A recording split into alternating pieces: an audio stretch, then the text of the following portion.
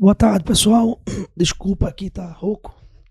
Primeiramente, quero agradecer. É uma honra estar aqui presente nesse podcast e com essas sumidades aí na área de mobilidade urbana.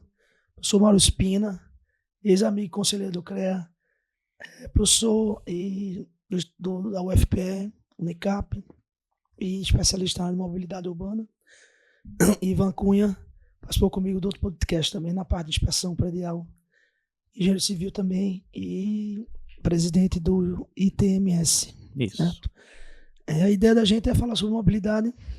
Estou como candidato a vereador do Recife e a gente quer trazer propostas que sejam realmente funcionais, aprovar leis que realmente a gente possa aplicar e nada mais justo do que trazer vocês que realmente são especialistas na área para que a gente discuta realmente mobilidade urbana.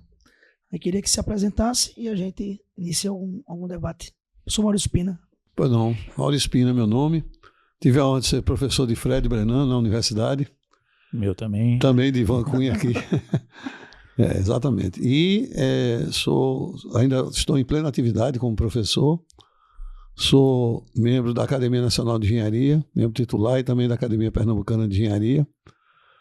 E tenho mestrado e doutorado em Engenharia Civil justamente nessa área de transporte. É a área que eu atuo há 50 anos. Estou completando esse ano 50 anos de formado. 74. Tá novo demais. E é uma satisfação estar aqui no programa, já que Fred Brenan é uma pessoa muito ativa. Conheci Fred não só na universidade, ele como aluno, mas depois com atividade muito profícua lá no CREA, como conselheiro. Enfim, eu acho que é uma pessoa que realmente tem muito a contribuir com a cidade. Tamo junto. Ivan. Olá, mais uma vez é muito gratificante estar aqui com você, Fred, e principalmente com o professor Maurício. Sou engenheiro civil, como você falou, estou presidente do ITMS, o instituto que está no forno, saindo agora, sobre trânsito e mobilidade. Estou conselheiro suplente do CREA e atuo também na área de consultoria, tanto na área de mobilidade como também na área de engenharia diagnóstica. E esse tema não podia faltar na pauta de um engenheiro, porque eu sempre prego e brigo para que trânsito e transporte, mobilidade como um todo, seja pauta da engenharia também, né? Muitas vezes, eu me lembro que alguns colegas, Maurício, quando eu comecei você está completando 50, eu estou completando 30 esse ano, foi em 94. E alguns colegas, quando eu comecei a militar na área de trânsito, transporte, na realidade, primeiro em transporte, depois, ainda sou diante do Código de Trânsito, né? Então, depois que veio a história de municipalização do trânsito, e alguns colegas engenheiros perguntavam, Ivan, por que você saiu da engenharia? Eu falei, não, me especializei. Engenharia de transporte é uma especialização, e tem mestrado, doutorado, e todo um conjunto de formações importantes para serem gestores, atuarem, e é isso que falta muito no poder público. Pessoas capacitadas para poderem atuar com propriedade, aplicando corretamente o que diz na legislação de trânsito, por exemplo, e os conceitos que estão, inclusive, interligados com outras áreas, como o planejamento urbano, o planejamento de transporte, e por aí vai. Perfeito. A foto aí já traz uma ideia de como está. Acho que uma matéria recente, até publicada de novo, não me recordo agora qual foi a revista, que Recife hoje é o pior trânsito do Brasil. Não sei se as palavras seriam essas tecnicamente, né? Porque a gente sabe que as matérias às vezes vêm, né, querendo direcionar em algum sentido. Eu acho que a melhor ideia seria a gente assim pensar. Em quanto tempo a gente foi pensado nesse planejamento? A gente consegue hoje pensar daqui a 5, 10, 15, 20 anos para o Recife? Como é que a gente poderia, se Deus quiser eleito na Câmara, a gente trazer esse debate e que a gente realmente planeje, não só para 4 anos de gestão do próximo prefeito, mas de 8, de 12, de 16, de 20 e de 30 anos? Como é que a gente pensa no Recife do futuro? É um tema que a gente traz como uma bandeira da proposta de campanha e que a gente, brincando até na primeira podcast com o Adriano e Pedro Paulo, falando sobre saneamento, a gente disse, eu acho que essa brincadeira é boa, a gente vai deixar talvez o podcast após a campanha para trazer realmente uma boa engenharia, né? Pensar realmente no Recife do futuro. Então, como é que a gente poderia pensar nisso, professor? Perfeito. Veja, o Recife é uma cidade é uma cidade muito pródiga em planejamento, eu posso dizer. Nós fomos a primeira cidade da América Latina a ter um plano urbanístico na época que o Conde Maurício Nassau trouxe da Europa urbanistas e planejou a cidade de Maurícia, a Mauritsstad, que era exatamente a sede, a capital do governo holandês. E depois, só no século passado, no século XX, nós tivemos vários planos aqui na cidade. E na área de transporte, por exemplo, eu posso enumerar diversos planejamentos foram feitos desde 1980 para cá, que nós vivemos assim mais intensamente. O que acontece é que eu, às vezes, não concordo muito com essa questão de falta de planejamento. Eu acho que falta, muitas vezes, a vontade política de fazer o que foi planejado. Eu posso citar um exemplo. Nós tivemos aqui um planejamento na região metropolitana há exatamente 40 anos atrás, foi em 1984. Em 1984 houve a concepção do SEI, o Sistema Estrutural Integrado. Porque naquela ocasião, em 1984, se vivia aqui uma situação muito difícil. Nós tínhamos uma inflação que chegava a 84% ao mês. É uma coisa inimaginável nos dias de hoje. O dinheiro queimava nas mãos das pessoas. Se a pessoa recebesse salário e fosse fazer compra no dia seguinte ou 2 dias depois, já perdia muito, já deixava de comprar muito. E isso afetava muito os custos dos insumos do transporte. Preço do ônibus, preço de combustível, preço de lubrificante. Então havia esse impasse. De outro lado, havia também uma dificuldade, porque na época as linhas da região metropolitana, as linhas de ônibus, eram linhas todas radiais, todas em direção ao centro da cidade, e não havia, por exemplo, linhas interbairros, linhas perimetrais, linhas transversais. Eu, como estudante, por exemplo, no início da década de 70, em 1970, eu morava em Olinda, e para ir até a cidade universitária eu pegava 4 ônibus. Um de Olinda, descia na Rua do Riachuelo, que era o terminal da linha de Olinda, ia a pé até a Rua da Aurora, próxima à esquina com a Rua da Imperatriz, onde havia o terminal do ônibus da cidade universitária. Um ônibus monobloco da CTU, quente. Bom, e na volta a mesma coisa. Hoje isso não mais existe. Mas por quê? Porque naquela época havia muita demanda não atendida. Eu, por exemplo, a gente recebia às vezes muitas comunidades assim de Maria Farinha, de Barra de Jangada, que queriam linha de ônibus para a cidade universitária. Pleito mais do que justo, mas a gente não tinha condição de atender, porque a demanda era muito pequena e o sistema era irracional, era a linha que saía daquele ponto e até o ponto final do desejo. Então o SEI foi concebido justamente para resolver isso. Foi um sucesso. Até hoje, todo planejamento aqui é feito em cima dele. Mas observe que, apesar de ter 40 anos, ele não foi implantado em sua plenitude. Nem todos os corredores radiais e perimetrais foram implantados da forma concebida. Eu digo aqui bem um exemplo simples. Nós temos aqui na região metropolitana 4 corredores perimetrais, onde a demanda de todos eles é muito forte, muito intensa. As maiores linhas de ônibus estão exatamente nesses corredores perimetrais. Nós temos a primeira perimetral, que é a Agamenon Magalhães, temos a 4ª perimetral, que é a BR-101. E a segunda e a terceira, elas até hoje, 40 anos passados, não estão concluídas como corredor de transporte de massa, por razões várias. Então, os terminais de integração, por exemplo, também não foram implantados em sua plenitude, embora hoje o terminal de integração seja uma ideia até um pouco obsoleta, porque hoje com o sistema de integração temporal desapareceu muito a necessidade de nós termos terminais grandes, terminais fechados para permitir isso. Agora, o que eu quero só chamar a atenção é que planejamentos foram feitos. Nós temos, por exemplo, a última versão de um plano para a região metropolitana é de 2008, não é tão antiga assim, o Plano Diretor de Transportes Urbanos, o PDTU 2008, e vários outros que aconteceram de 1980 para cá. E está em fase de gestação já avançada a questão do Plano de Mobilidade da região metropolitana do Recife, que não é um plano de transporte, é um plano de mobilidade que deverá contemplar não apenas o transporte por passageiros, mas também a definição de corredores cicloviários, a definição de corredores de pedestres importantes, ou seja, a mobilidade ativa será considerada. Esse documento, esse plano de mobilidade, que está para ser iniciado, ele é fruto de um acordo de cooperação entre o Grande Recife Consórcio de Transporte e a agência Condep-Fidem, que é exatamente o órgão de planejamento metropolitano. Então, só para ter uma ideia de que o planejamento sempre existe. O que falta muitas vezes, sabe, Fred, é a vontade política de fazer o que foi planejado, de executar o que foi planejado. Essa é que é uma grande questão que nós temos pela frente. Planejamento nós temos muitos. Agora, hoje, o sistema padece de muitas dificuldades, sem dúvida.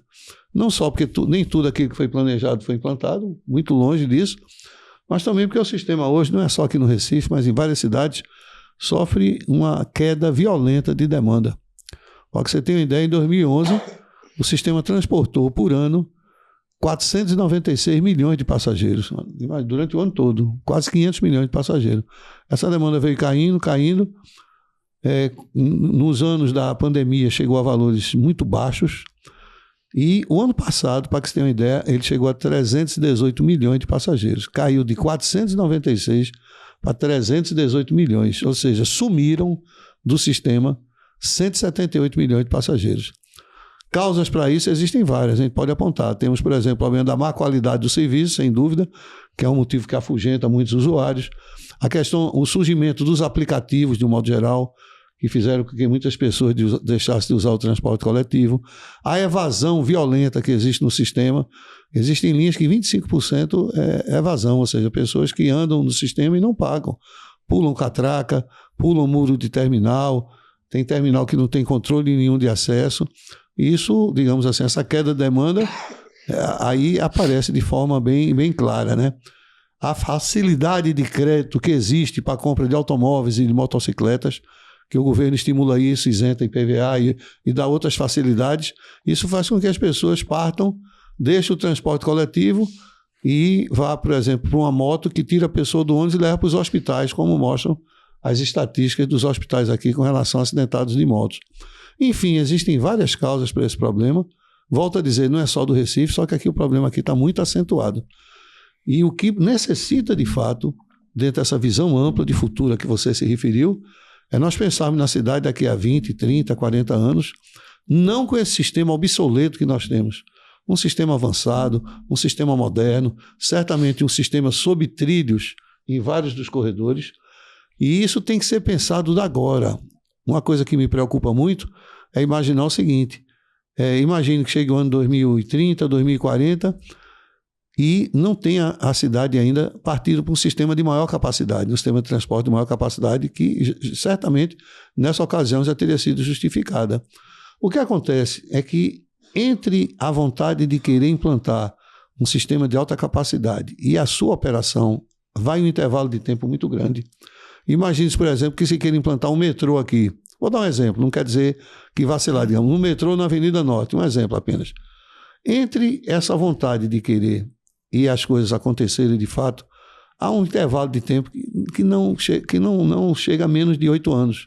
Porque você vai ter que fazer primeiro um estudo de demanda, depois você vai precisar fazer um estudo preliminar de levantamento de custos de uma solução dessa, depois vai ter que ir atrás de recursos junto a organismos nacionais ou internacionais, que é uma obra de um volume de recursos muito intenso, depois elaborar projeto básico, elaborar projeto executivo, eventuais desapropriações que necessitem, a execução da obra, então o tempo é muito longo.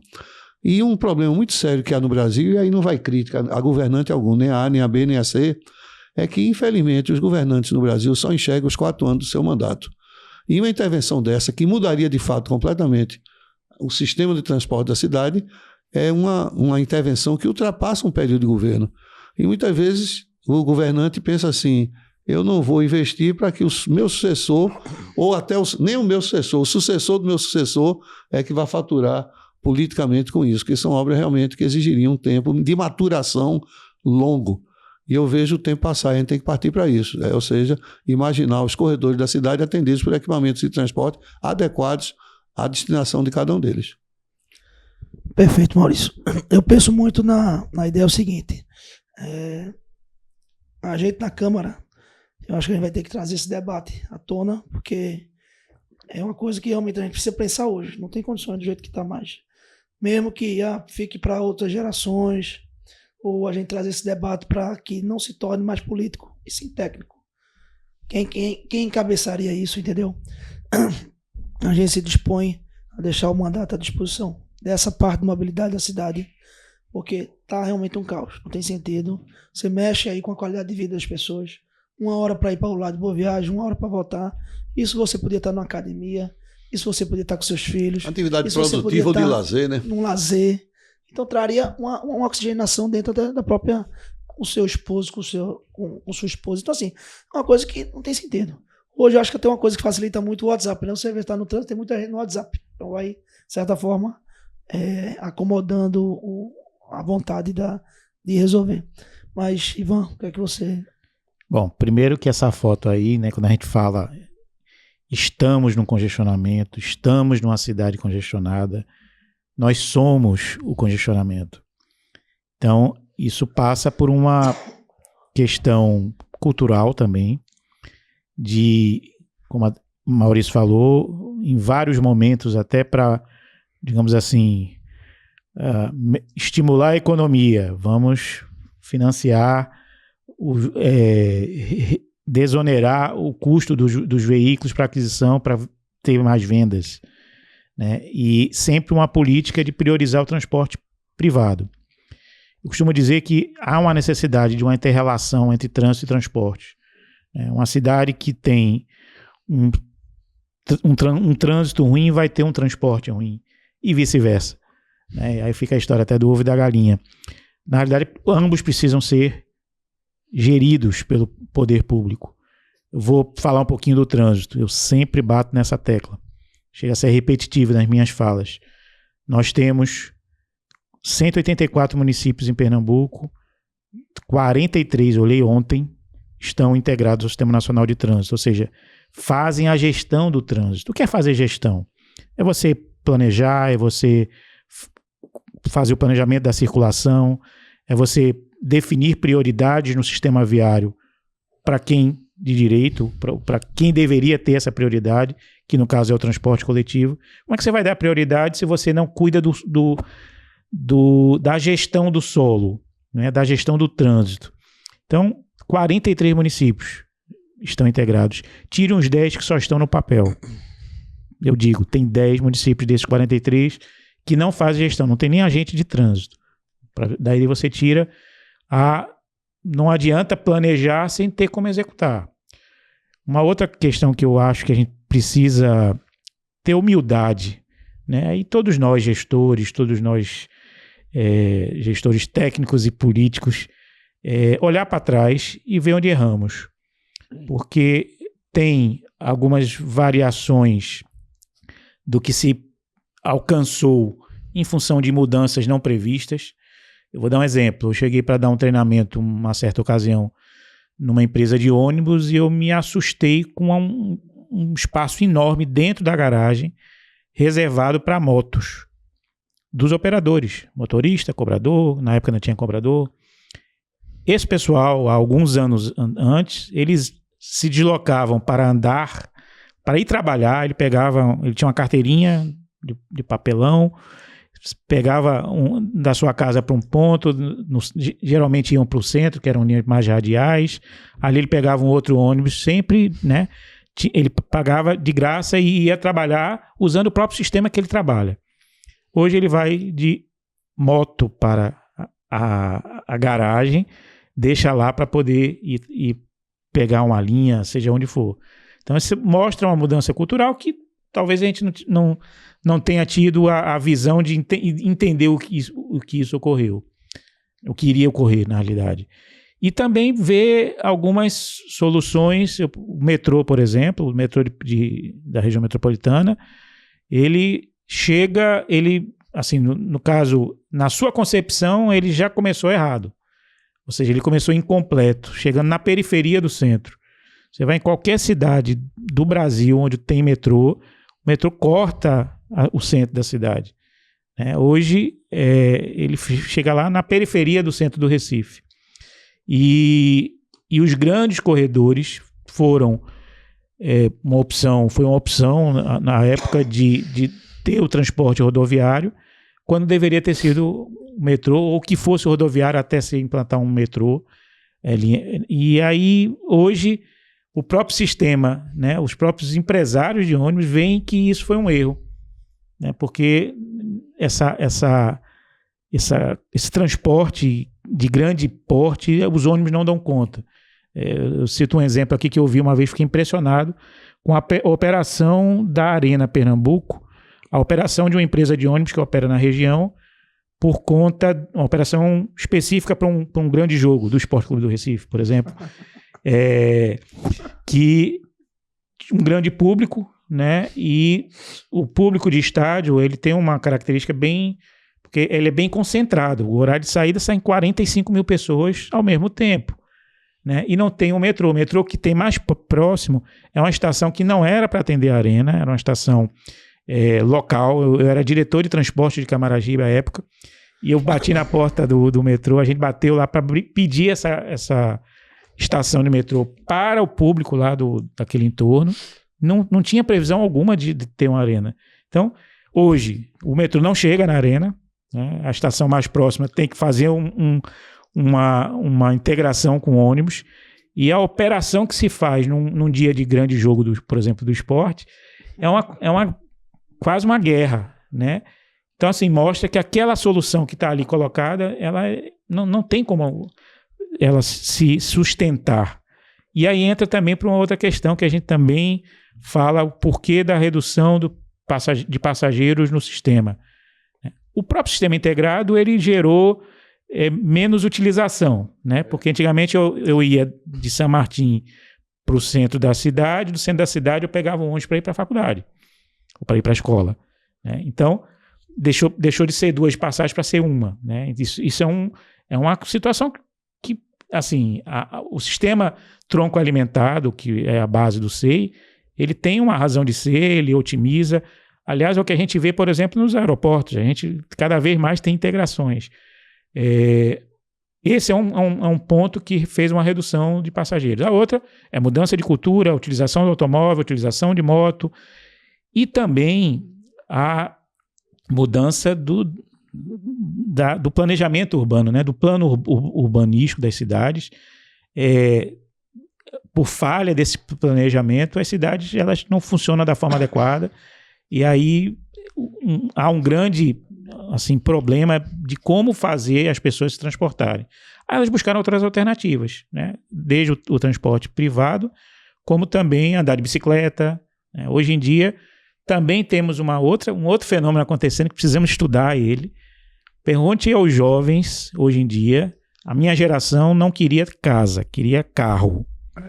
A geração de hoje não quer carro, quer casa, né? E aí, hoje, você pergunta, se você fizer uma pesquisa com os jovens, ele não quer andar de carro.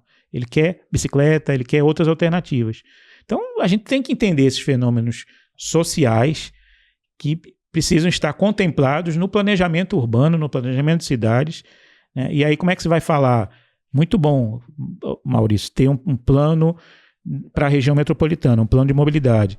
Agora, as cidades também têm, inclusive, a obrigação legal de fazer os seus planos de mobilidade. Poucas têm.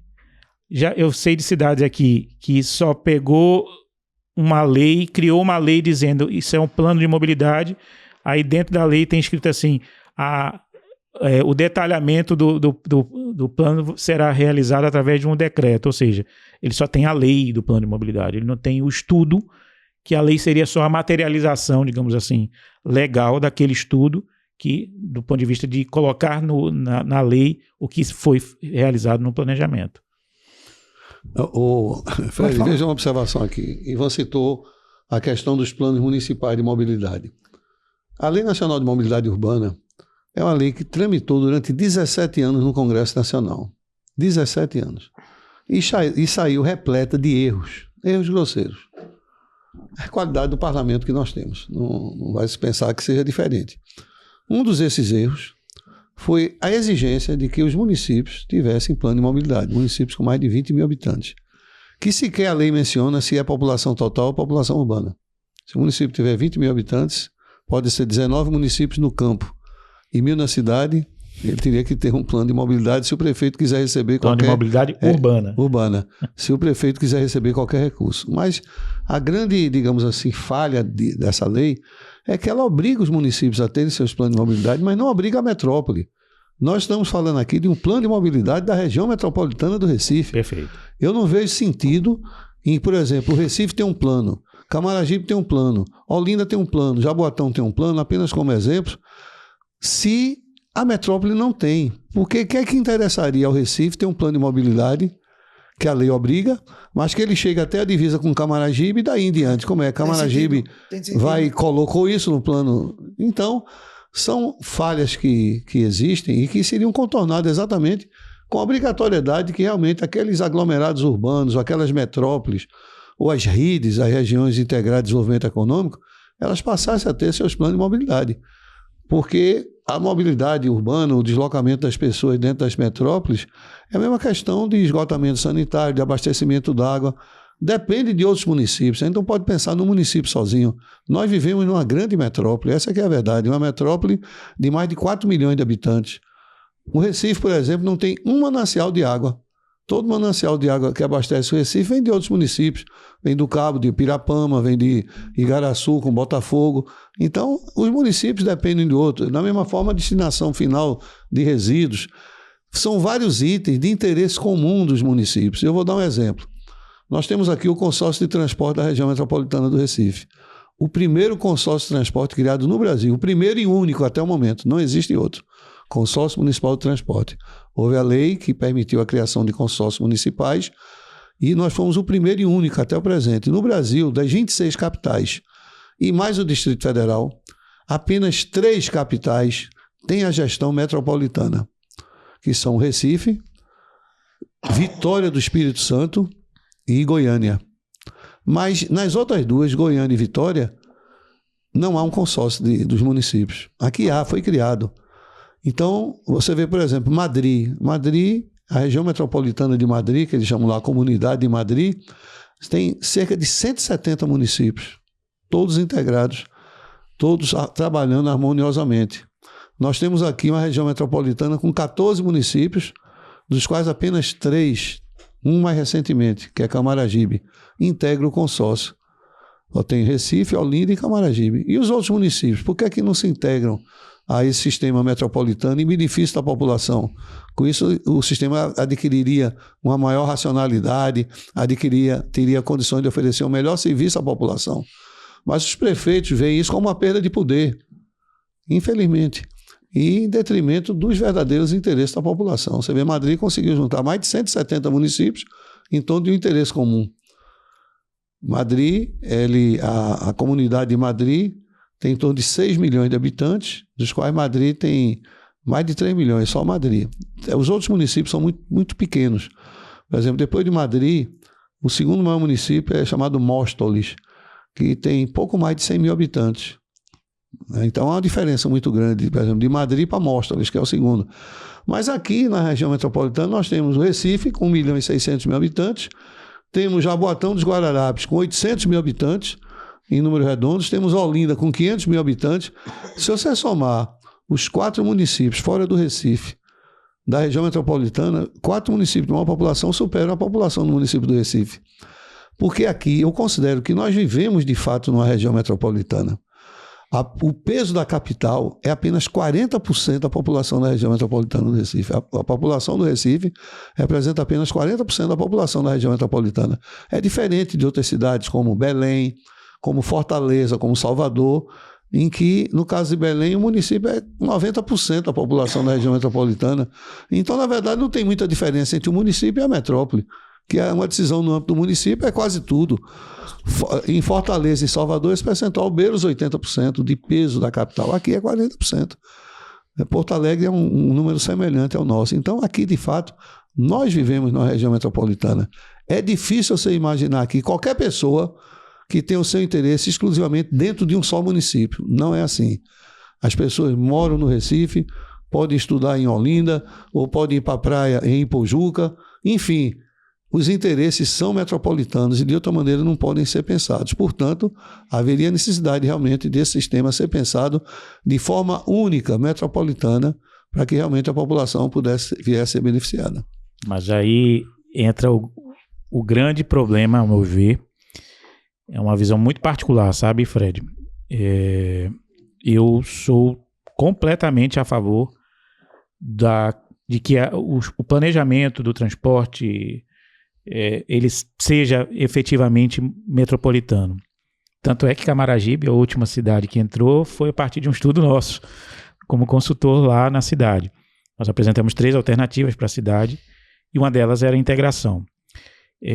Mas o grande problema, e aí entra um pouco do meu histórico de consultor para prefeituras, talvez seja importante sim, Maurício, ter uma obrigatoriedade do município ter que parar para pensar os seus limites, porque se ele não pensar nem os seus limites, como é que ele vai ter uma capacidade de pensar uma região metropolitana?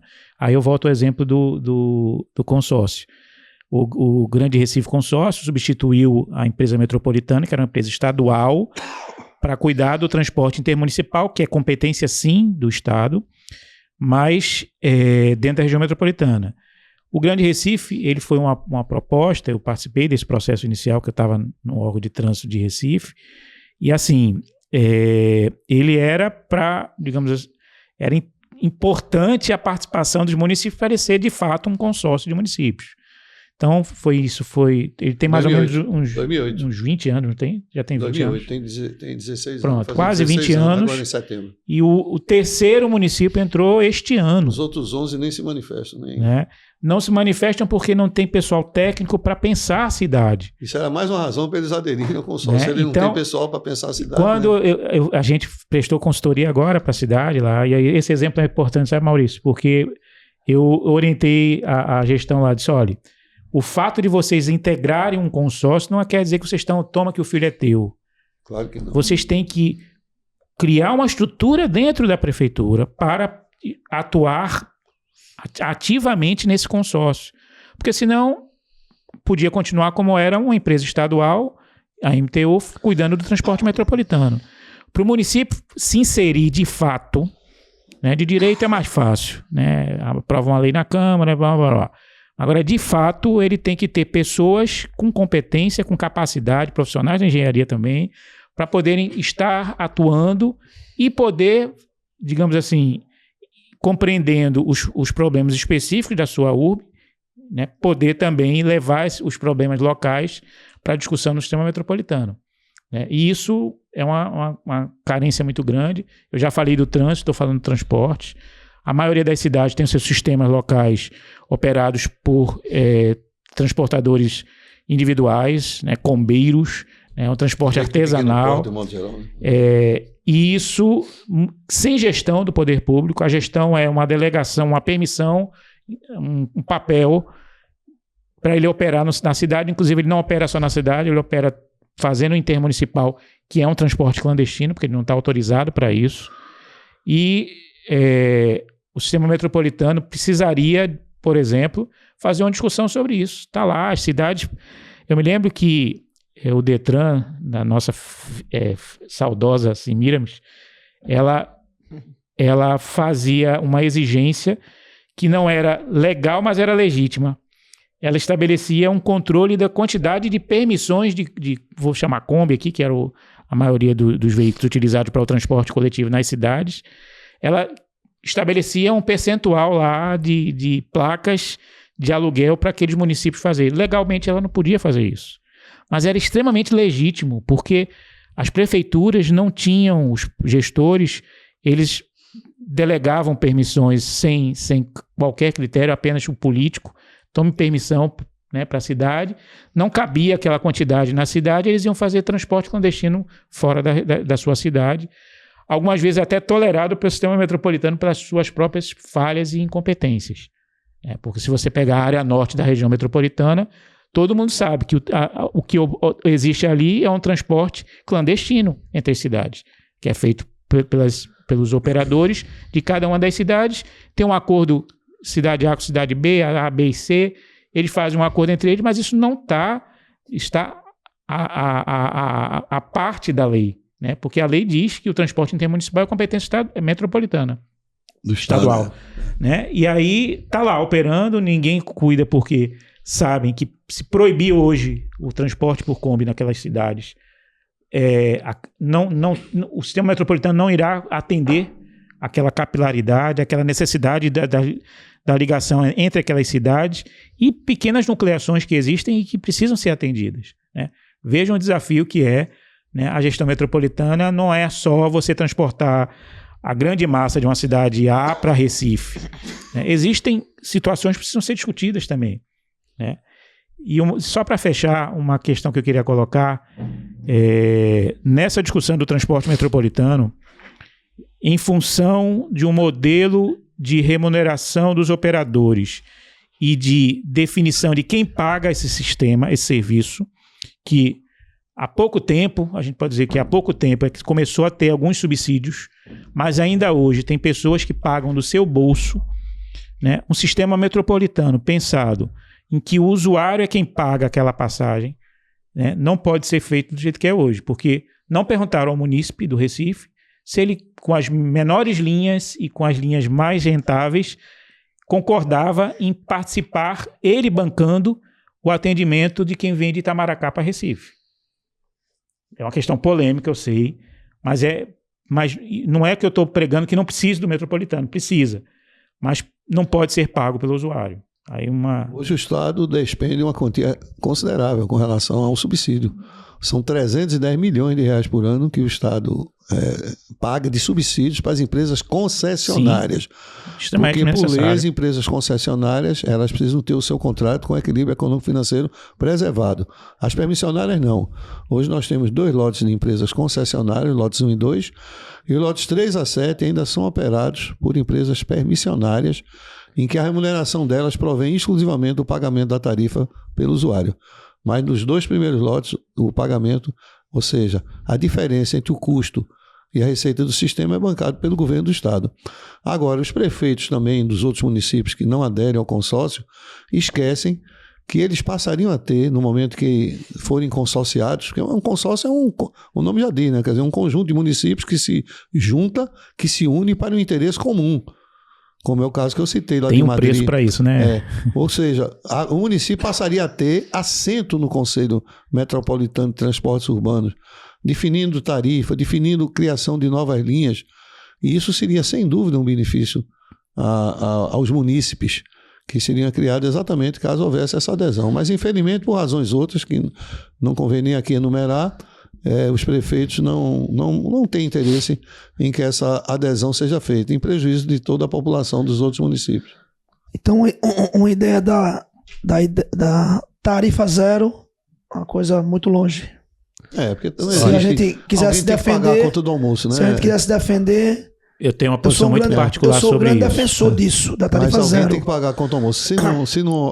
Se ninguém paga, quem vai pagar é o governo do Estado. Mas sabe o que acontece? Mas o governo poderia pagar num consórcio de usar toda a infraestrutura com publicidade, parceria público-privada ou não? Veja bem, Fred, hoje o Estado despende 310 milhões de reais por ano. É uma quantia considerável que é retirada de outros setores, como educação, como saúde. Isso existe em vários lugares do mundo, subsídio ao transporte. No momento que você estender isso para toda a região, para todos os 5 lotes restantes, vai ser, sem dúvida, uma dificuldade muito grande para o Estado bancar isso. Você vê, hoje, a quantia 310 milhões, é possível que com os outros lotes num sistema de concessão, isso chega a 600, 700 milhões, que eu vejo com muita dificuldade que o Estado possa realmente assumir um compromisso desse porte. Um Estado com tantas carências, com tantas demandas em áreas sociais, tirar de outro setor para cobrir isso. Vai tirar de educação, vai tirar de saúde, vai tirar de segurança para bancar o sistema de transporte. Então, isso tem que ser visto, tem que ser pensado. Ivan, bom debate. Eu acho o seguinte, nós perdemos assim, muito de potenciais moradores em Pernambuco, principalmente ali na área norte, com a chegada da Fiat, né, da Jeep, que o pessoal foi morar em João Pessoa. Eu conversei com prefeitos daquele entorno ali, que tinham a expectativa de aumentar, de ter pessoas ali morando naquela cidade, e o pessoal foi morar em João Pessoa. Por quê? Um sistema de transporte que ele não opere adequadamente, ele cria deseconomias na cidade, porque isso aqui, as pessoas evitam isso. Evitam investir, evitam... Então, a conta tem que ser melhor pensada, né? E eu costumo dizer que ou para de chamar de transporte público, ou o transporte público passa a ser público de fato. Por quê? Saúde e educação pública, quem usufrui daquilo ali não paga diretamente, a sociedade paga. O transporte público, quem paga, uma parte é subsídio, e isso melhorou muito de uns 10 anos para cá, mas antes nem isso, né? E aí, a capacidade de pagamento do usuário é o definidor do investimento que é feito no sistema. Aí o sistema nunca poderia acompanhar a necessidade de atendimento da população.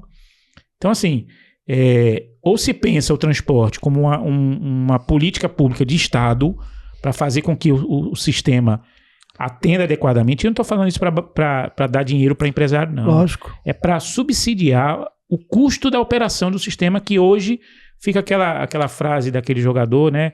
Finge que me pagam e eu finjo que jogo. Então, o sistema é um pouco assim, né? E aí tem déficits. Tem um déficit, por exemplo, do sistema do Grande Recife em relação ao metrô. O metrô, quer dizer, o sistema hoje é devedor de milhões ao metrô pelo processo de construção das integrações. E isso aí, assim, claro que tem que bancar. Alguém tem que bancar, e é a sociedade. O sistema não se banca sozinho. E a população mais carente, eu me lembro de uma frase de uma colega sua que atuou muito tempo na MTU, que era pobre subsidiando pobre. Ela falava muito isso, Regilma, e é uma verdade, né? Então, assim, algo precisa ser feito, porque assim, a população não tem condição de bancar a estruturação de um sistema. Quem é que vai bancar? Sim. O usuário não pode pagar. E aí... O fato é que alguém tem que pagar a conta do almoço. Sabe? Esse caso que você citou de pessoas indo morar em João Pessoa, eu conheço bem, é em Goiânia. Goiânia não faz parte da região metropolitana. Na fábrica da Stellantis, lá em Goiânia, eu sei que muitas pessoas que trabalham lá, inclusive executivos, eles preferem morar em João Pessoa do que no Recife. Mas a razão não é propriamente o transporte, porque essas pessoas, elas não usam o transporte público. Elas, em sua maioria, elas são usuárias do automóvel privado. E qual é o grande problema que existe que faz com que elas optem por João Pessoa ao invés do Recife? Se chama Abreu e Lima. Aquele problema de Abreu e Lima que até hoje nunca foi sanado. Temos uma rodovia federal de grande volume de tráfego que passa dentro de Abreu e Lima, com soluções já, existem projetos de alterar aquilo, mas não se altera. Então, Abreu e Lima é um problema sério com relação a congestionamentos, e o tempo de deslocamento da fábrica para João Pessoa é, sem dúvida, muito menor do que... A importância do arco metropolitano, né? O arco metropolitano, no trecho norte, é algo extremamente questionável. No trecho sul, não. Questões ambientais, questões de viabilidade econômico-financeira. Nós temos uma rodovia, que é a BR-101, que é a quarta perimetral metropolitana, uma via importantíssima para o transporte de carga, uma via fundamental para o transporte de passageiros, que, como eu citei, as maiores linhas aqui da região metropolitana trafegam na BR-101. Exemplo, linha Barro-Macaxeira, que é uma linha que hoje tem 30 ônibus, já foi dividida em duas. Quanto mais ônibus você coloca, mais gente aparece, porque ela liga a estação do metrô no Barro ao terminal de ônibus da Macaxeira, cruzando a Avenida Norte, a Avenida de Cavalho e a Avenida Caxangá. Isso dá uma grande mobilidade. Qual é o intervalo, Maurício, de uma linha dessa? É muito pequeno, 3, 4 minutos de linha na hora do pico. Então, já era para não ser ônibus. A BR-101, hoje, você não vê se falar na BR-101. A BR-101 precisa de uma requalificação, sim. Precisa realmente dar condições adequadas à BR-101 de operar como um grande corredor de transporte de massa, tal como foi idealizado pelo SEI. E resolver o problema de Abreu e Lima. Se não resolver o problema de Abreu e Lima, infelizmente vai continuar morrendo muita gente lá atropelada, como acontecia antes em Pontezinho e Ponte dos Carvalhos, até ser construída a variante, como acontecia em Vitória de Santo Antão, até ser construída a variante lá. Enfim, as coisas precisam ser vistas sob esse ângulo. No caso específico de Goiânia, como eu citei, o SEMA não tem gerência lá sobre Goiânia. Eu sei que já está no seu horário. Está no meu horário que eu vou ter que dar aula. Vou fazer só 2 perguntas que você responde. A gente depois a gente continua rapidinho. Tranquilo.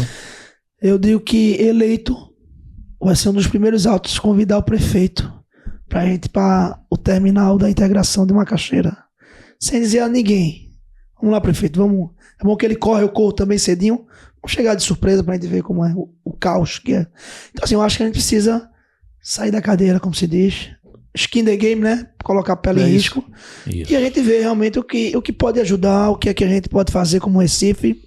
Acho que a gente tem que ter uma conversa independente de política com o governo e realmente abraçar uma coisa que eu acho que é viável. Eu acho que o empresário, quando vê um funcionário se atrasando, é muito alto o custo disso. Que se ele bancasse uma parte do sistema também, dentro de um acordo aí cooperativo, eu acho que sairia muito mais em conta. Mas uma pergunta que me vem muito à tona. Qual seria a ideia de a gente fazer um VLT em cima do canal da Agamenon?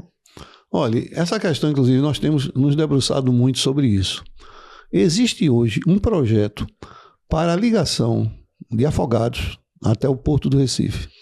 É um VLT que se chama Estação Largo da Paz até o Terminal Marítimo de Passageiros.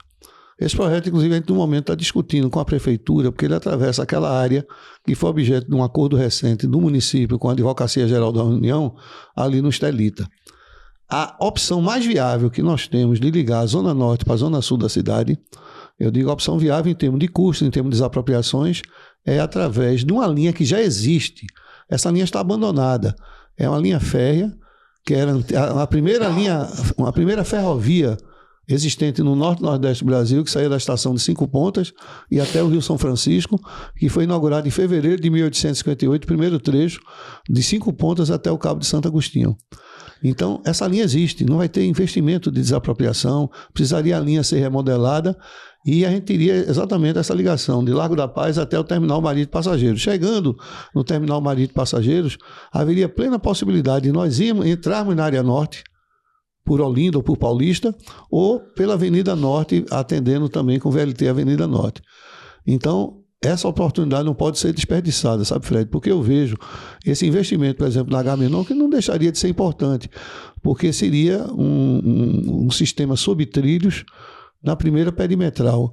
Mas eu vejo com uma viabilidade muito maior, nós conseguimos esse outro VLT, que está com um projeto, a CBTU tem projeto já pronto sobre isso, quer dizer, perdão, não é um projeto básico, nem projeto executivo, é um estudo.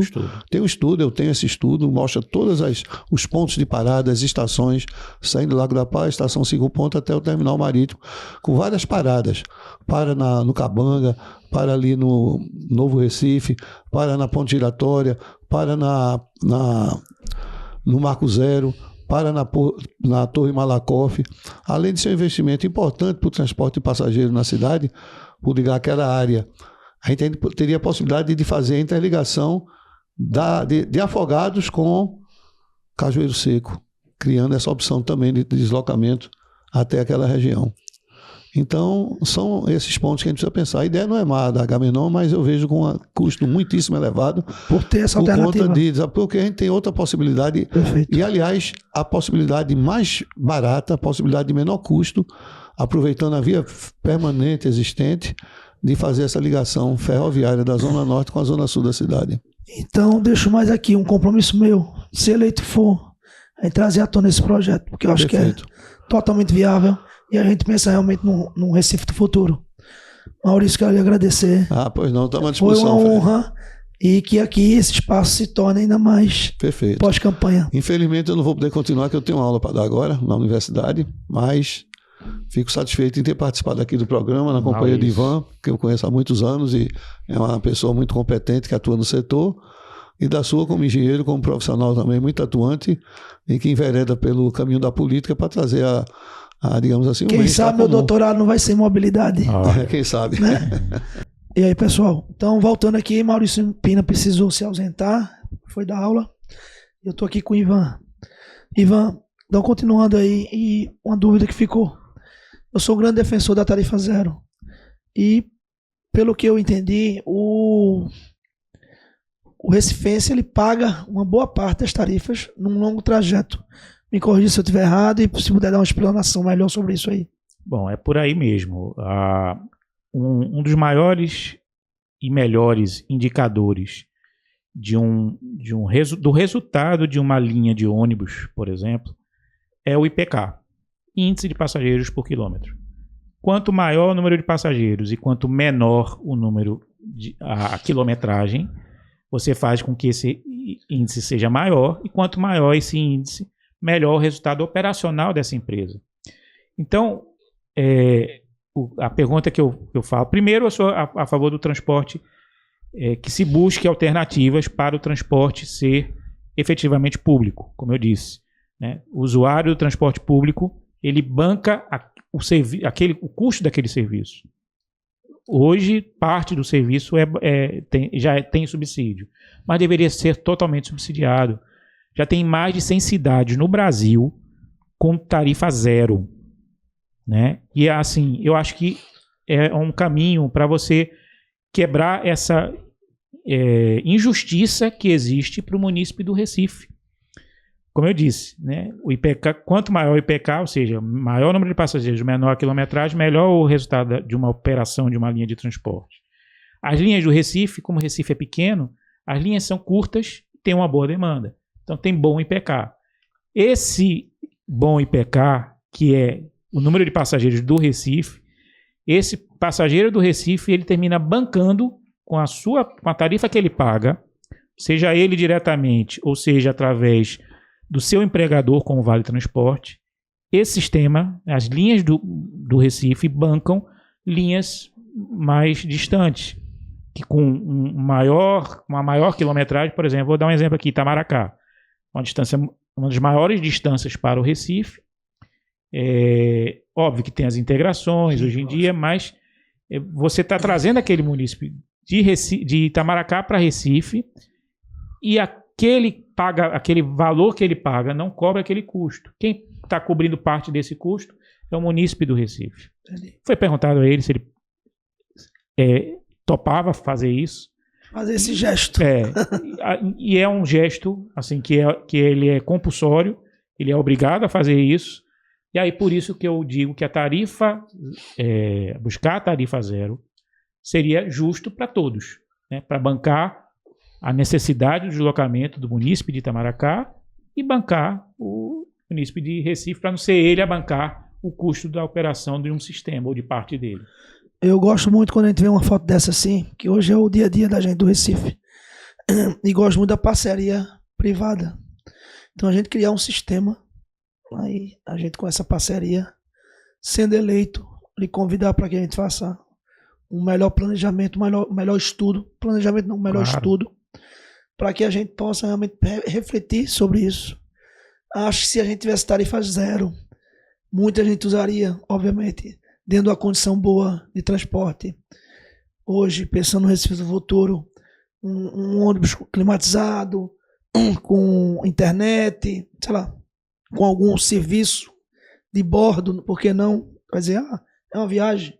Engraçado é que quando a gente viaja para fora, todo mundo anda de ônibus, anda de metrô, né? E acha lindo, né? E acha maravilhoso, lindo, bate foto, selfie. Quando a gente vai fazer um negócio desse aqui, é um caos. Então, usando esse seu exemplo aí das 100 cidades aí que já tem hoje, talvez tarifa zero, acho que a gente tem que usar como case, como exemplos, para que a gente realmente possa refletir e pensar. Tá mostrado aí no dia a dia, nas fotos e no dia a dia, que não está funcionando. Ponto.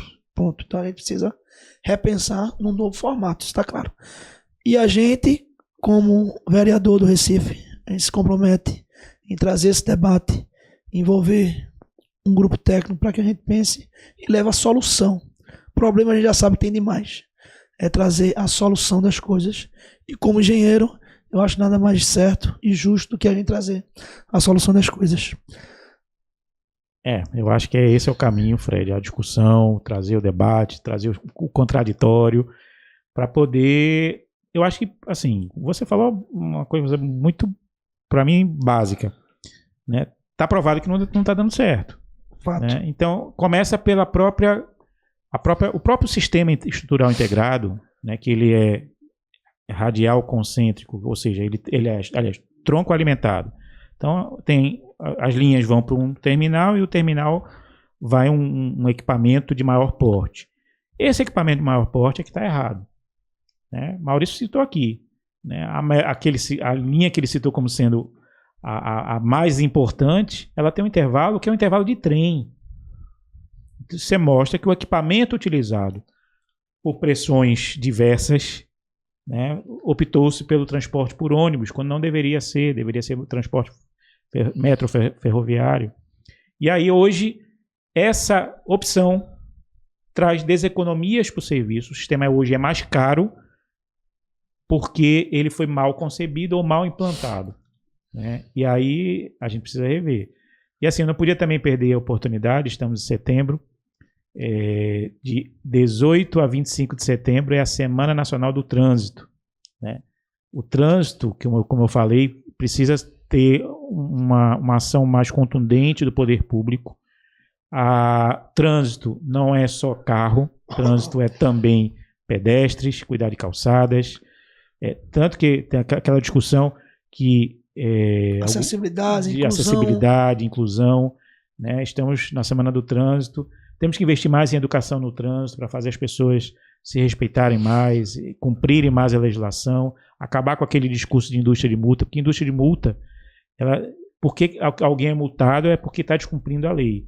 Agora, falta educação. Você vê que é preciso haver maior investimento na área de educação no trânsito, porque onde deu certo o trânsito, onde você chega numa faixa de pedestre sem semáforo e os carros respeitam, os motoristas daqueles carros respeitam, é porque teve um binômio aí. Muita fiscalização, sim, mas muita educação. Quando você só fiscaliza, eu lembro o exemplo da mãe que só dá palmada. Se ela não educa, né? Eu levei muitas palmadas da minha mãe, mas antes ela sempre me orientava muito. Aquelas palmadas eram todas merecidas. Então a multa, ela tem que ser merecida a partir do momento que você tentou, através de um processo de educação, de campanhas, de mostrar para a sociedade os erros cometidos pela própria sociedade na sua ação dentro do trânsito. E aí, em último caso, tem que ter a multa, sim. Agora, antes tem que ter educação. E eu não estou vendo isso em várias cidades de Pernambuco e do Brasil. É uma coisa que a gente vai bater muito nisso também. Essa história da indústria da multa, acho que realmente você falou e foi bem coerente, porque eu acho que a gente precisa educar primeiro, trazer uma educação no trânsito desde cedo na criança, entendeu? E que aquilo se torne realmente uma referência para ele quando adulto. Isso. E que vire natural. Você parar para aquela história da direção defensiva, né? Isso. Então, as empresas, eu acho que deveriam adotar isso como premissa importantíssima, porque evita o acidente. Muitas vezes o acidentado pode ser colocado aí na área de segurança do trabalho com um perito acidente de trajeto. Acidente de trabalho e de trajeto. Sim. O próprio cara usando a moto também. Então, assim, você vê que é uma loucura atravessando de todo jeito. Então, acho que realmente falta isso. E, assim, acho que sem querer, a gente começa a falar sobre mobilidade na semana, né? No mês coerente. Até porque atrasou esse debate, né? Esse podcast seria um dos primeiros. Mas tudo tem um momento certo e na hora certa. E na Semana do Trânsito ainda tem outros eventos. Por exemplo, dia 22 de setembro é o Dia Mundial na Cidade Sem Meu Carro. Que não é para você eliminar os carros. É para você mostrar que o uso do carro tem que ser racional. Eu não tenho essa foto aqui, né? Eu abri o debate dizendo que nós somos o congestionamento. Nós não estamos nele, nós somos o congestionamento.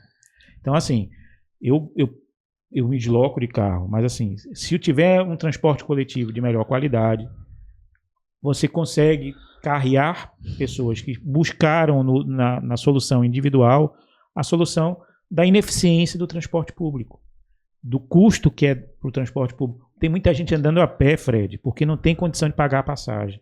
A tarifa é baixa para quem paga e não paga os custos de quem opera. Então, por isso, não tem como. Essa conta não vai fechar nunca, a menos que se faça uma política pública de transporte público. Vamos trazer esse debate. Vamos sim. Da Câmara, para quem sabe, para a Assembleia. E eu acho que eu vou tentar ser essa ponte política para que a gente possa, de certa forma, tentar. Eu acho que a gente não consegue resolver isso a curto prazo. Mas eu quero me comprometer aqui para que a gente comece. Porque as novas gerações, as futuras gerações, se a gente não pensar agora, vão estar sofrendo muito mais do que a gente hoje em dia. Então, quero lhe agradecer mais uma vez. A gente está junto nesse pleito. Eu que agradeço a oportunidade de estar aqui debatendo, primeiro com o nosso professor Maurício, também a gente trazendo as nossas bobagens que a gente fala aqui, e dizer que eu acho que o caminho é esse, sabe, Fred? Nem que seja, se você não consegue resolver o problema, mas puxando a discussão, você está começando a construir a solução. É isso, acho que se Deus quiser, a gente na Câmara a gente vai tentar puxar esse tema, e acho que como engenheiro nada do que é um dever nosso como profissional trazer esse debate técnico para que a gente traga as soluções e, se Deus quiser, o executivo executar através das parcerias, das articulações políticas, junto com o governo federal, estadual e municipal. Obrigado mais uma vez, Ivan, e vamos continuar aí. Um abraço, obrigado, viu? Até mais.